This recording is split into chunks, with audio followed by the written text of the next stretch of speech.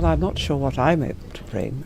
It's what all these very brave ladies tell me. For years, Camilla believed she had finally secured her place by King Charles's side. From being criticized as the other woman to wearing the crown as Queen Consort, she thought the hardest battles were behind her. But then came Charles's bold move, one that no one expected, least of all Camilla. The decision left her shocked, humiliated, and, according to insiders, absolutely furious. What exactly did Charles do? And why has this moment shaken their marriage and the royal family to its core? Stay with us, because the answer will surprise you. The shocking request. It's often said that some of the most heated decisions always come from a series of actions, and in the case of Camilla and Charles, it all started with one single request from her, one that Charles was not willing to bend to. So, what exactly was that request? Keep watching to get the full story. The conversation began quietly enough. Inside Buckingham Palace, Camilla had chosen her moment carefully. She waited until the day's engagements were finished and the palace had fallen into the calmness of the evening. The thick curtains were drawn, the soft lamps glowing. This was the environment Camilla had grown used to, a palace where whispers mattered more than shouts, and where one carefully chosen word could give birth to a storm. Ever since she married Charles in 2005, Camilla had endured a balancing act that few could imagine. She had faced a whole load of criticism, surviving years of being labeled the villain of Diana's story. She had carried the weight of scandal, been ridiculed by the press, and watched strangers dissect her every gesture. Yet she stood firm, her place beside Charles gradually secured through patience and persistence. Now, with the death of Queen Elizabeth II in 2022, she had reached the height of her journey, and that was the position of the Queen Consort, wife to the reigning monarch. A title once unthinkable was now hers. But even that long-awaited victory came with a bitter edge. For all her perseverance, for all her loyalty, there was one corner of her life that the monarchy refused to touch: her children. Camilla's daughter, Laura Lopes, and her son, Tom Parker Bowles, had lived on the edge of royal life. They were allowed into the palace only when duty demanded it, their faces appearing in photographs at weddings, funerals, and other grand occasions. But beyond those rare appearances, they were little more than ghosts. They were there, and yet invisible, tolerated, but never embraced, acknowledged, but never truly accepted. Camilla could endure many things. She had endured the humiliation of being exposed to the world during the infamous Tampongate scandal, when her private phone conversations with Charles were leaked and analyzed across newspapers, and mocked relentlessly. Camilla had endured being painted as the other woman, while Diana was celebrated as the people's princess. Through it all, she kept her composure, walking into events where she knew the crowd's cheers were never for her. But what she could not ignore was the way the institution treated her daughter. Laura, she believed, had done everything right. She had carried herself with quiet dignity, never seeking fame, never selling her story, never exploiting her mother's role for gain. She had built her own life, raised her children, and stayed well clear of the spotlight.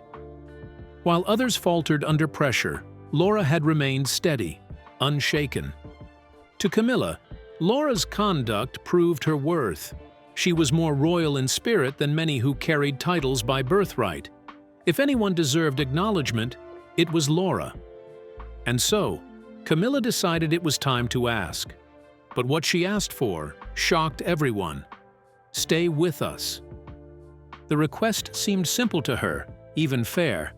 She wanted Laura to be granted an official title, not just any title, but the one that would give her daughter an undeniable place within the monarchy.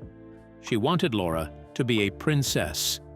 Camilla believed this was not an act of favoritism, but of justice. After all, she herself had fought tooth and nail for her own place beside Charles. She had endured decades of criticism to earn the crown that now rested on her head. If her struggle had finally been rewarded, why should her daughter's loyalty and dignity be ignored? Was Laura not family, blood of her blood? Was she not entitled to some respect? Camilla had rehearsed her words carefully, softening them with reason, lacing them with emotion.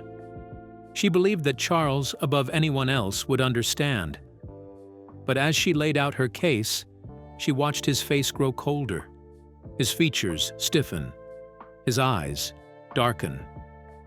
And then, with no pause or softness, Charles dismissed her request. His tone, normally calm and measured, turned cold and final. The rejection landed between them like a blow.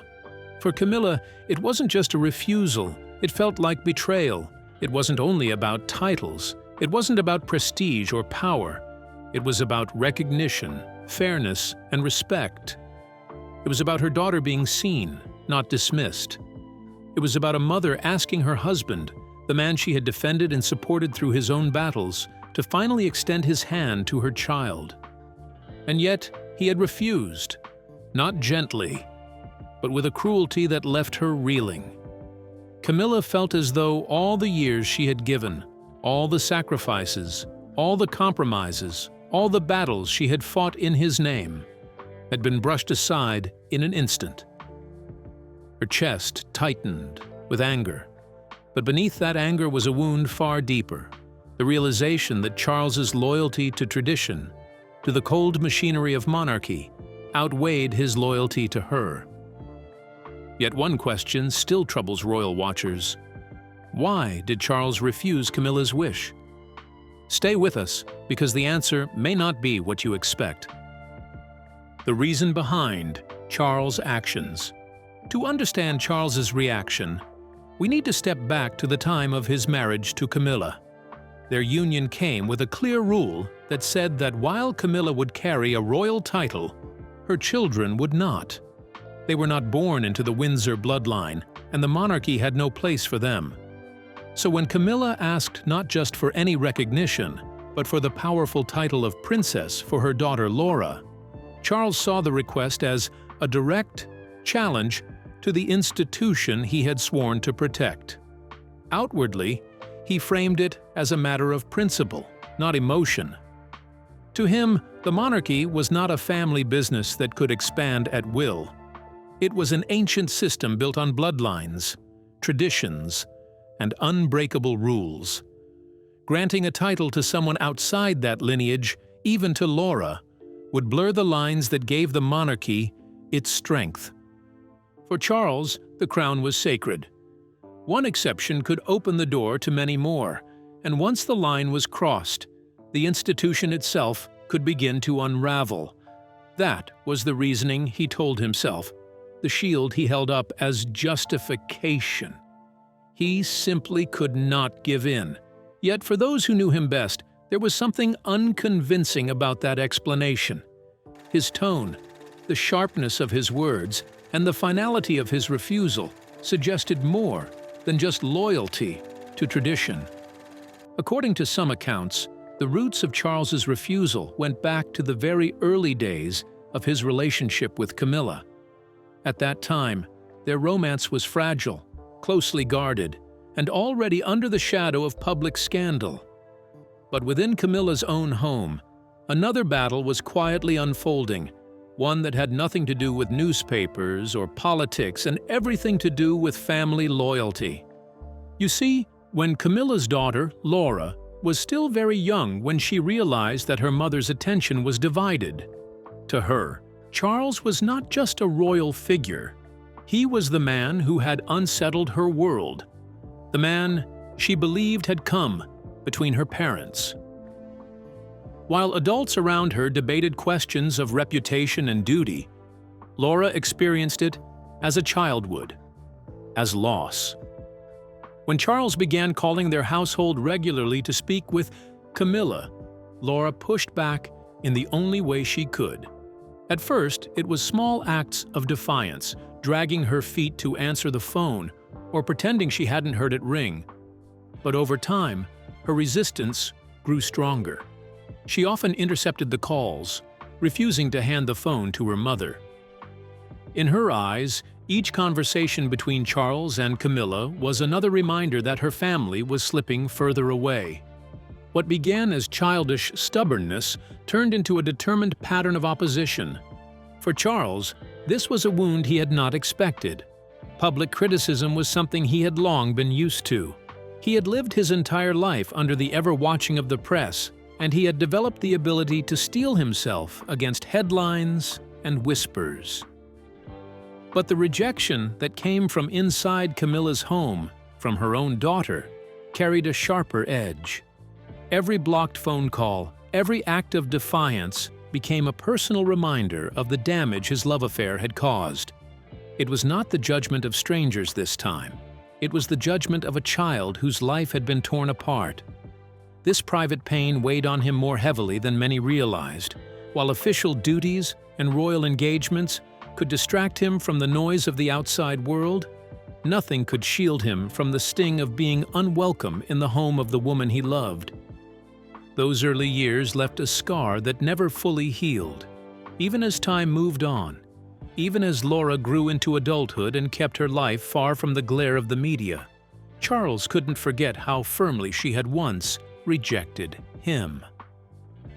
So when Camilla came back years later, asked that Laura be recognized with the title of princess, Charles's refusal carried layers of meaning.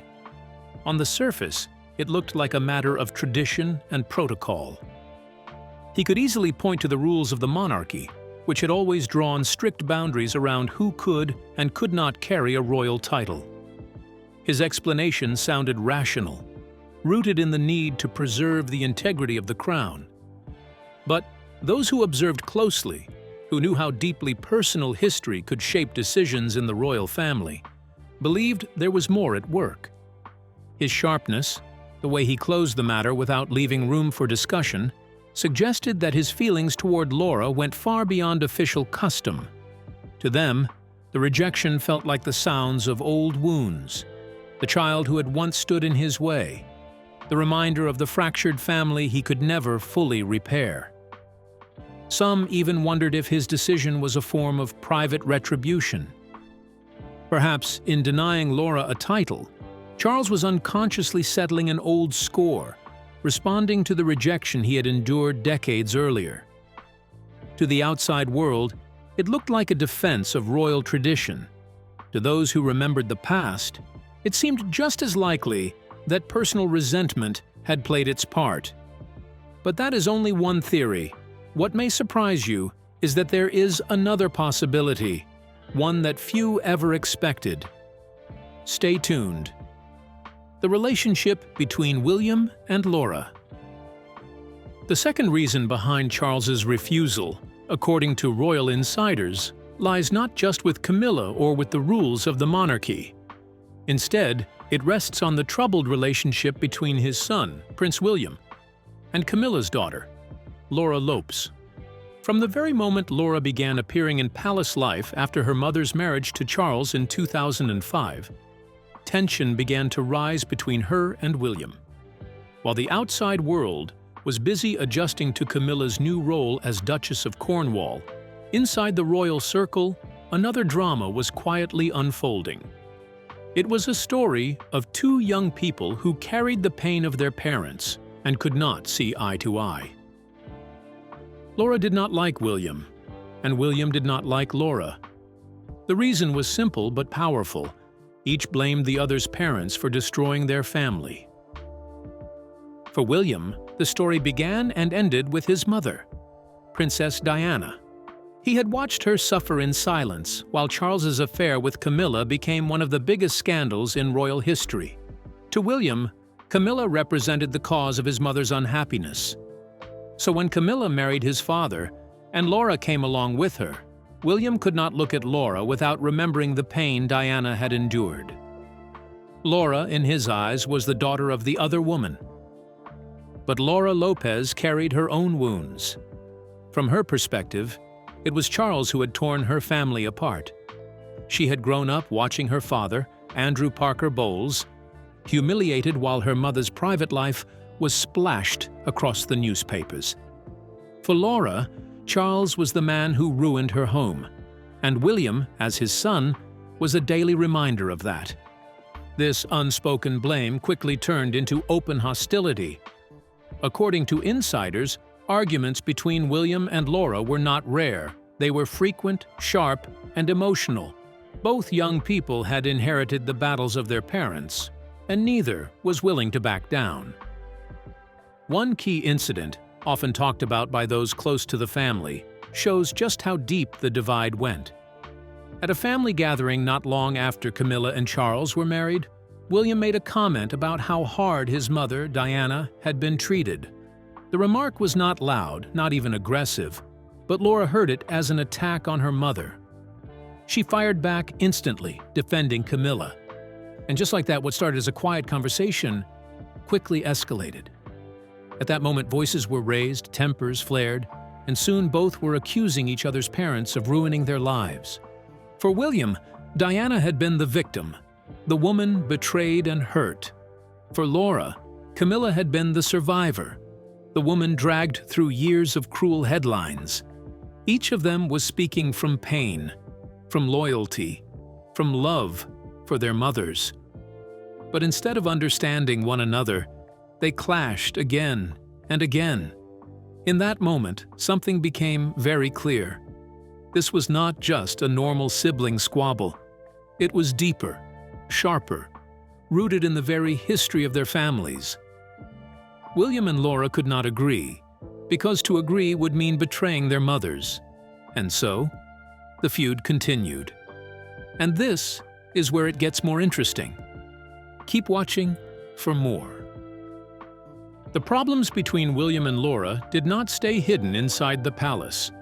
Even at big family events, the distance between them was easy to notice. One of the clearest examples came in April 2011, at William's wedding to Kate Middleton. It was one of the most watched events in the world, with millions of people following every moment. Laura was there as part of the family, sitting among the guests. She smiled politely, as anyone would at such a grand day. But people who were watching closely could see that she and William did not share any warmth. They stood close at times, but there was no eye contact, no small talk, and no sign of comfort between them. On camera, everything looked perfect, but off camera, the coldness showed. The same thing happened years later at Prince Harry's wedding to Meghan Markle in 2018. By then, more than a decade had passed since Charles and Camilla married. You might think that time would have healed the gap between William and Laura, but it did not. Once again, Laura came with her husband, quietly taking her place in the crowd. The royal brothers greeted cousins and family friends warmly, but with Laura, it was different. The smiles were there for the cameras, but they disappeared as soon as the pictures were taken. People who attended described the atmosphere as cold. There was no fight, no scene, but there was also no warmth. These two weddings, moments that should have shown family unity, instead showed the deep divide. Laura had never caused scandal. She had kept her life private, and yet she always seemed on the edge of the royal circle. William, still protective of his mother's memory, never seemed able to welcome her fully. Laura, who had spent her youth defending her own mother, did not bend either. And so, even on the happiest days, the tension between them was clear. This long-standing hostility is the second reason many believe Charles refused Camilla's request to give Laura the title of princess. He knew the history. He knew how painful the relationship between his son and his wife's daughter had been. Granting Laura such a title would not only break royal tradition, it would also risk reopening old wounds within his family. Imagine the headlines. Prince William's stepsister becomes Princess Laura. For the public, it might have seemed like a simple act of generosity. But for William, it would have felt like a betrayal of Diana's memory. And for Charles, that was a risk too great to take. royal insiders say Charles feared the move would drive a wedge between him and his eldest son at a time when unity was more important than ever. After all, William was not just his son, he was the future king. For Charles, upsetting William to please Camilla was a gamble he could not afford. The truth is that Prince William and Laura never fully repaired their relationship. Time may have softened their anger, and adulthood may have brought distance, but the scars remain. They were children, caught in one of the most painful royal scandals of modern history. And those wounds left a mark that titles and ceremonies could never erase. And so, when Camilla asked for Laura to be made a princess, Charles's refusal carried more weight than tradition alone. It was also about family politics, about keeping peace between his son and his wife's daughter. He knew that William and Laura's history made such a title impossible. To grant it would not only break centuries of custom, it would risk breaking his family all over again. But it didn't end there. The big question on the minds of royal analysts is this: what does this move really mean for the royal family and for Charles's marriage now that Camilla is angry? Curious to find out? Don't go anywhere. The future of Charles's marriage to Camilla. Now that Camilla's request has been rejected, it only means one thing for her marriage with Charles. The balance of power has been made clear. For Camilla, the refusal was a personal blow. She was not asking for herself, but for her daughter Laura, who has spent her life in the shadow of the monarchy without ever being fully embraced. What cut deepest was not the denial of a title, but the message behind it, that her family, no matter how loyal or discreet, will never truly be recognized within the royal circle. However, for Charles, the decision followed a familiar pattern. Throughout his life, when faced with a choice between family feelings and the institution, he has consistently chosen the institution. The most striking example came in 2020, when Harry and Meghan asked for a part-time royal role. Charles refused, siding with the system's rules rather than his son's personal wishes. Long before that, he had also resisted Diana's push for change in how their marriage and public roles were managed, insisting instead on the strict lines of duty. This latest moment with Camilla simply fits the same mold.